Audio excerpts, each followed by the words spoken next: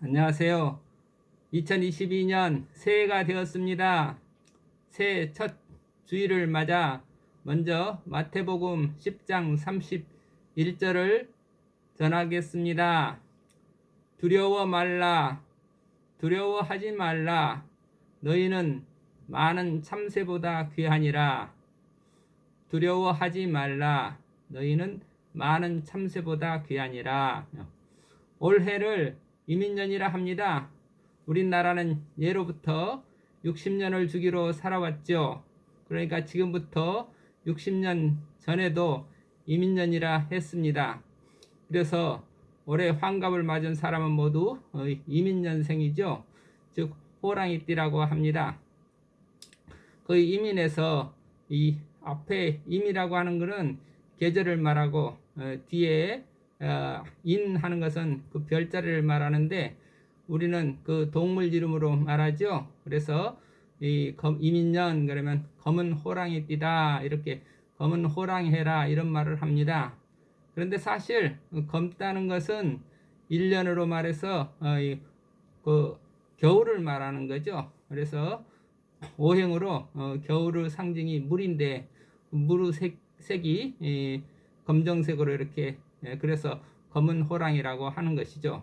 그 봄의 색깔은 청색이고 여름의 색깔은 적색이고 그리고 가을은 백색이고 그리고 계절의 중간을 그 황색이라고 하는데 이렇게 오행 5가지 색깔로 우리는 늘 말하죠. 그런데 겨울은 그 차가운 시절이라 해서 차가운 물이 겨울을 상징한다고 보았습니다. 그래서 물의 색을 그렇게 검정이라고 했는데 사실 물은 투명하죠. 그런데 왜 물을 검은색이라고 했을까? 물이 투명한 것 같지만 우리가 깊은 물을 들여다보면 아무것도 보이지 않고 캄캄하죠. 저수지 물만 들여다봐도 그 캄캄해서 그 어떤 시면에 가지고 있는 두려움이 느껴지고 그 속을 들여다보면 그저 어둠으로 보이죠. 그런 깊은 시면의 어둠을 아마 이게 검정색으로 표시를 한 거죠. 그러니까 빛이 없다는 거죠. 아무것도 없다. 무의 세계를 이 검정색이라고 표현한 것이죠. 그래서 하늘도 검정색이라고 하죠. 그래서 없다. 아무것도 없는 거, 그 텅 빈 거, 그 세계를 어둠이라고 하는 거죠. 그 모든 만물이 물에서 나왔다. 그 어둠에서 나왔다. 무에서 나왔다. 창세기 1장 2절 말씀이죠. 땅이 혼돈하고 공허하며 흑암이 깊음 위에 있고 하나님의 신은 수면에 운행하시니라 그랬습니다. 땅이라고 하는 거 그러니까 온 땅이 텅 비어 있었다는 거죠. 어둠이 그 깊은 시면에 이렇게 뚜껑처럼 덮여 있었다고 그렇게 되어 있습니다. 그러니까 그 깊은 시면의 수면 위로 하나님의 영이 감싸며 운행하고 있었다 이렇게 나와 있습니다. 이렇게 깊은 수면의 흑암에서 하나님이 영으로 만물을 우리에게 창조하셨습니다. 그래서 그런 시면의 신비를 우리는 어둠이라고 표현한 것이죠. 그 캄캄한 시면의 색깔이 결국 검정색이라는 거죠. 그래서 하나님께서 우주를 창조하실 때 먼저 물이 가득한 그 공허한 땅, 즉 바다를 창조하시고 그 깊은 바다로부터 우리 초목과 짐승들을 지어내시고 마지막에 우리 인간을 당신의 형상에 따라서 지어내셨죠. 따라서 지구의 모든 생명체들이 이 깊은 바다의 물에서부터 태어났다 이렇게 우리는 알 수가 있죠. 하여튼 검정색이 이 물을 나타내는 것이고 그 시면의 깊은 것을 말하는 것인데 그러니까 올해가 검은 호랑이띠라 그 말은 무슨 말이에요? 그 의미를 이제 이해할 수 있겠죠.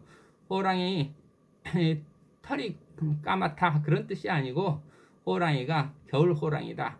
겨울 호랑이인데 또 호랑이가 가다가 강물을 만났다. 그 강물을 만난 호랑이다. 그런 의미가 더 바른 뜻이죠. 그러니까 겨울 호랑이다. 호랑이가 추운 겨울을 만났으니까 얼마나 사는 게 힘들겠어요. 또 물은 차갑다는 뜻도 있지만 그래서 물은 위험하다는 뜻도 있죠. 길을 가다가 강물을 만나면 위험하죠. 무섭죠. 힘들죠.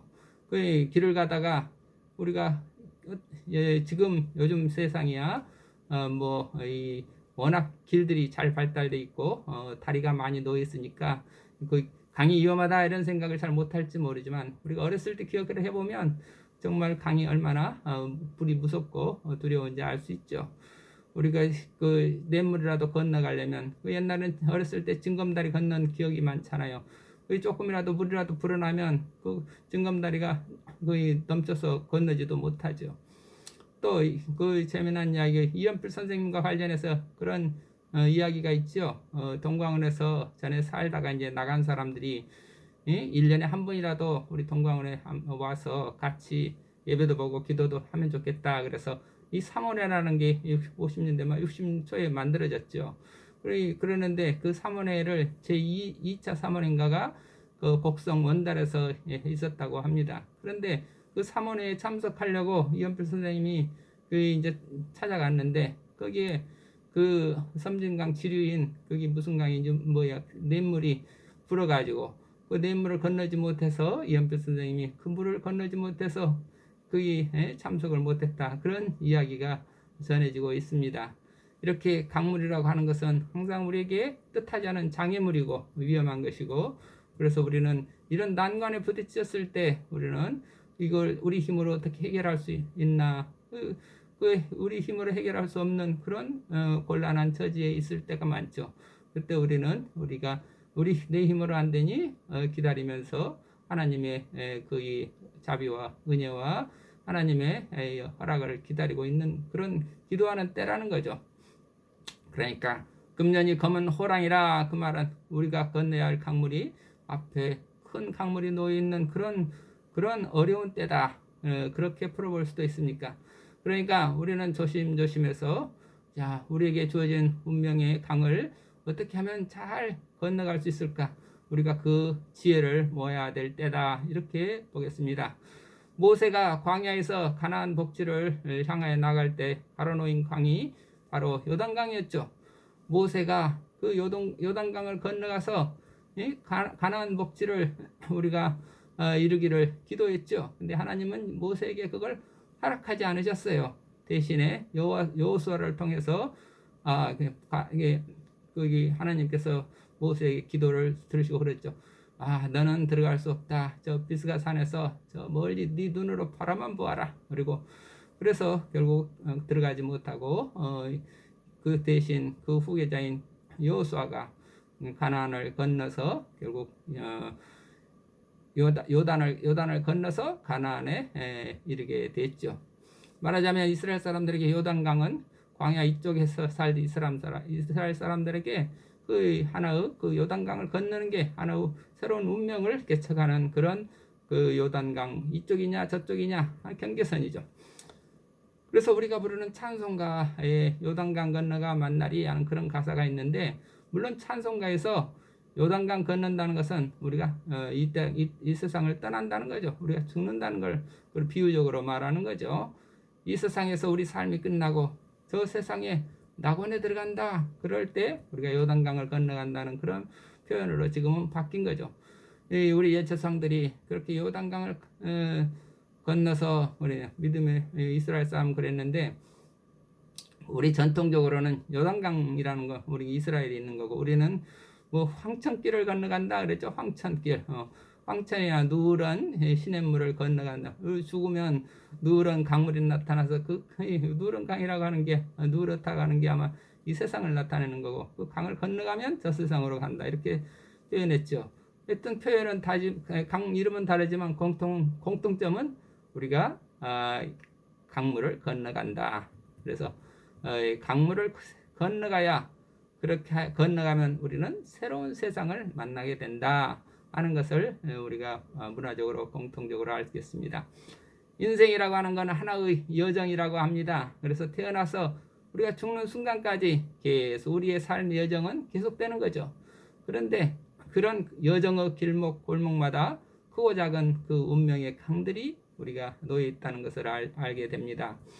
어렸을 적에 우리 갑자기 부모를 이별하신 세상에 떠난 사람들도 있고 또 살다가 갑자기 큰 교통사고를 당하거나 아니면 고치기 힘든 병이 찾아오거나 또는 사업에 실패하거나 그런 큰 사고들을 당하는 일도 있지요. 또 그렇게 사고를 당하면 얼마나 사는 게 힘들겠어요. 그걸 극복하는 것이 무척 힘들죠.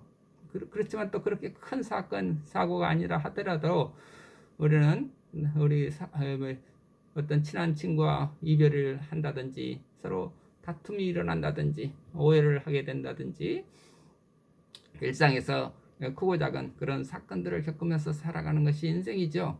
그런 뜻하지 않은 사건들을 우리가 만나게 되면 그런 것들이 말하자면 우리 이 인생에 있어서 부딪히는 하나의 운명의 강이라 하겠습니다. 우리가 그런 운명의 강을 만날 때마다 우리도 모르게 어떤 불안감을 느끼고 걱정이나 두려움에 휩싸일 때가 많지요.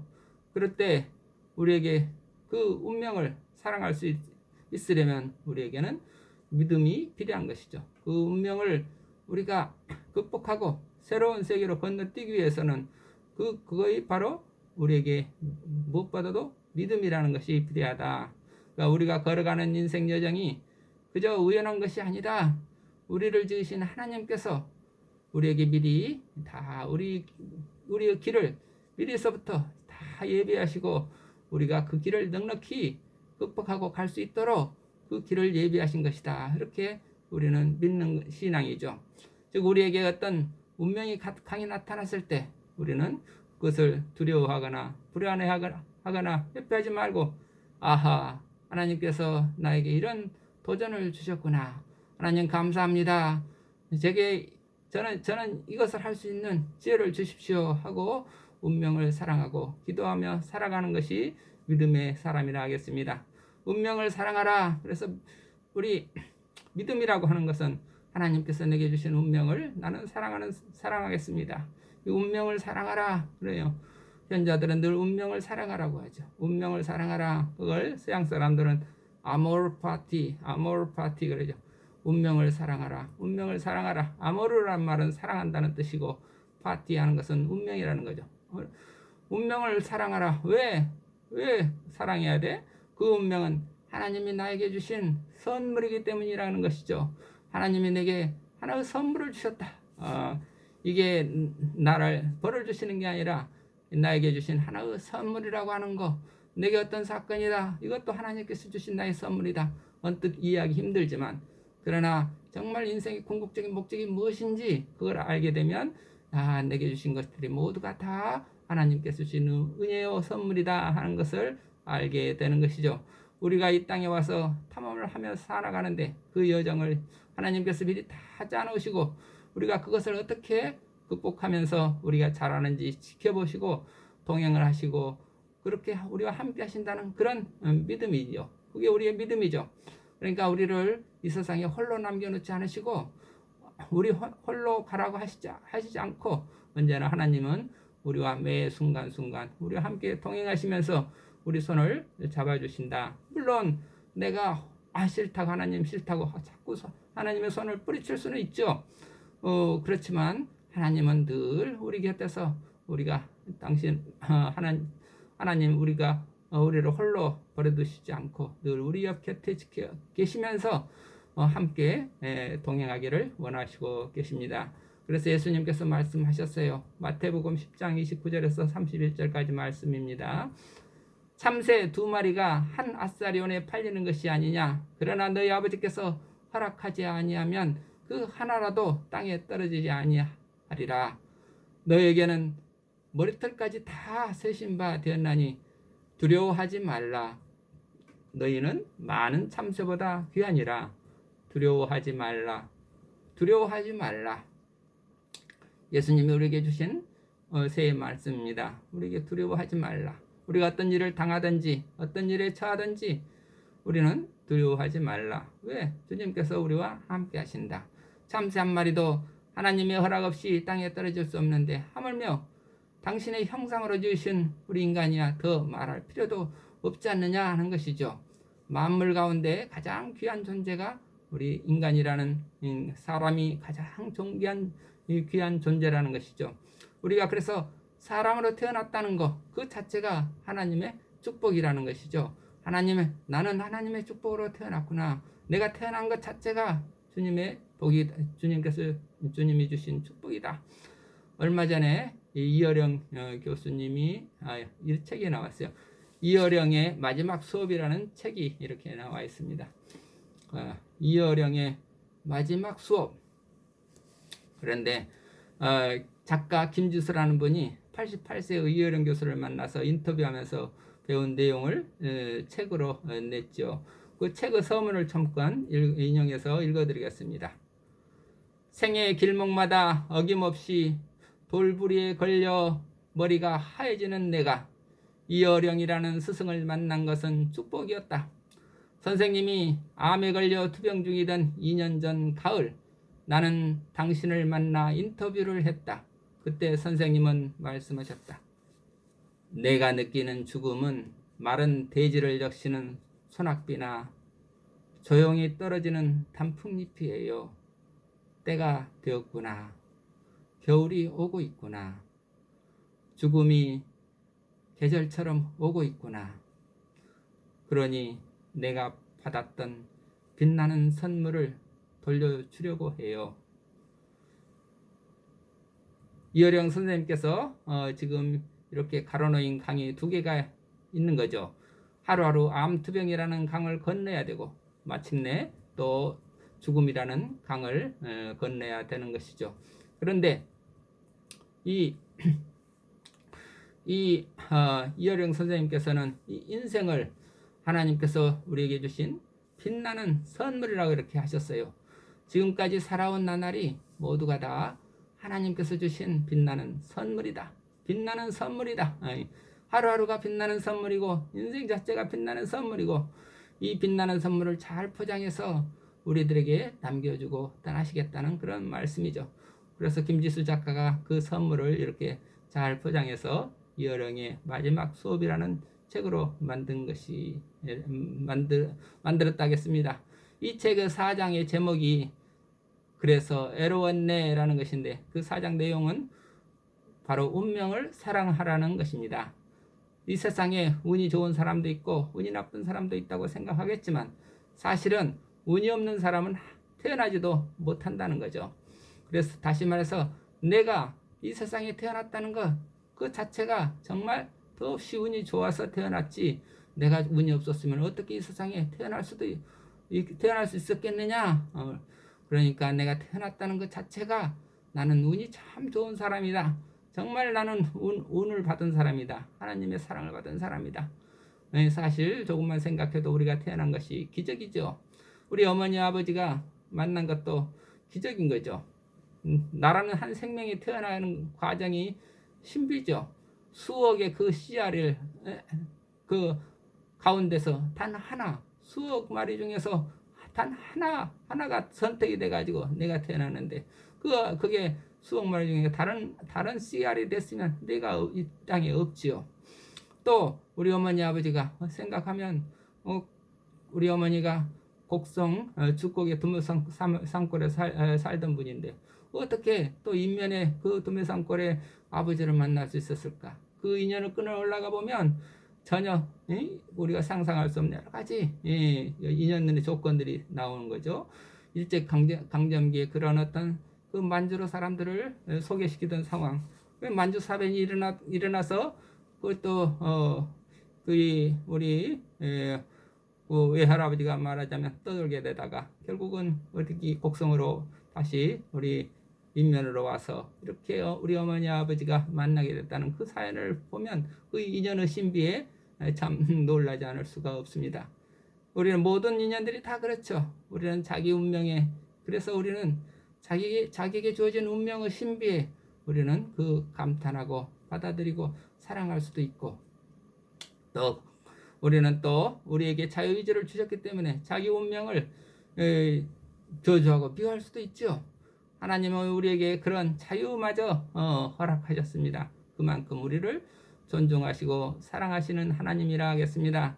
그런데 우리 생을 마치고 죽음의 시면으로 돌아가는 그 찰나가 되면 누구나 지난 삶을 되돌아보면서 감사한다고 합니다. 내게 주신 삶이 정말 축복이었구나. 하나님께서 주시는 이 빛나는 선물을 내가 그동안 몰라보고 살았구나. 그렇지만 그렇게 후회하는 그 순간에 바로 주어진 그 몇 초, 몇 분, 한 시간이 얼마나 소중하고 아름답고 감사한지 모른다. 그래서 마지막 떠나는 순간에 환희와 기쁨을 가지고 감사하는 마음을 가지고 떠나는 사람들이 대부분이라고 합니다. 이어령 교수님이 전하는 그 운명회가 무엇인지 직접 다시 한번 책에서 인용해 보겠습니다. 지능과 덕으로 최선을 다해도 우리는 다가올 운명을 바꿀 수는 없네. 데카르트처럼 모든 것을 회의하면서 끝까지 가도 이성과 과학으로 설명할 수 없는 순간과 만나게 돼. 빅데이터가 모든 걸 설명해 주지는 못해. 합리주의 끝에는 비합리주의가 있지. 그렇다고 타고난 팔자의 인생을 맡기고 자기의 삶의 운전대를 놓겠는가? 아니 될 말일세. 그리스에서 말하는 운명론이란 있는 힘껏 노력하고 지혜를 끌어모아도 안 되는 게 있다는 걸 받아들이는 거야. 이걸 이해해야 하네. 인간의 지혜가 아무리 뛰어나도 죽을 힘을 다해 노력해도 어찌할 수 없는 저편의 세계, something great, 무엇인가 위대한 신비가 있다는 거야. 다만 지혜자만이 그걸 받아들일 수 있네. something great를 인정하고 겸허해지는 것은 머나먼 수련의 길이지. 이처럼 이영 선생은 인생이란 인간의 지혜 너머로 인간이 이해할 수 없는 무엇인가 위대한 신비가 있음을 인정하고 날마다 우리가 겸허해지는 것이 지혜자의 삶이라 하는 말씀을 주셨는데 우리에게 참 울림으로 다가오는 말씀입니다. 올해는 이민년이라 했습니다. 옛사람이 해마다 우리에게 생각 거리를 주기 위해서 이렇게 우화적인 이름을 해마다 붙여준 것이라 하겠습니다. 올해는 검은 호랑이 해란다. 호랑이는 지혜의 상징이지 않냐. 용감한 자연의 상징이지 않냐. 그리고 검다는 것은 우리 앞에 놓인 운명의 길을 상징하는 거란다. 예, 그래서 지혜로운 호랑이처럼 용감하게 강물을 우리 뛰어넘고 그래서 새로운 땅을 탐험하는 기쁨의 해를 누리라. 아마도 우리 선조들은 이런 의미를 주신 것 같습니다. 올해도 우리 삶의 여정에서 갖가지 장애물이 강으로 나타날 것이죠. 그 운명에 우리가 만나는 그 운명의 강을 회피하거나 미워하지 말고 우리 기쁘게 받아들이고 긍정적으로 받아서 지혜롭게 건너가라는 것이죠. 예수님께서 우리에게 보여주셨습니다. 갈릴리 호수를 건너가셨는데 믿음으로 건너가셨죠. 우리도 그 믿음의 신발을 신고 건너면 그 강을 무난히 건너갈 수가 있습니다. 이 믿음이란 것은 이처럼 우리에게 주어진 운명을 사랑하고 인간의 지혜를 넘어서서 그 인간 지혜 너머에 계신 하나님의 지혜를 우리가 의지하자는 것이죠. 그래서 금년 한 해 호랑이처럼 용기를 가지고 두려움이 없는 지혜를 가지고 눈앞에 놓인 강물을 힘차게 건너뛰어 보시길 바랍니다. 요단강 건너 가나안 복지가 펼쳐지듯이 우리에게 사랑과 평화의 새로운 세상이 열리게 될 것이라 믿습니다. 이민년 이 한 해도 하나님께서 주신 위대한 선물이구나. 우리 모두 그 선물을 받아서 큰 복을 누리시길 빌겠습니다. 감사합니다. 아멘.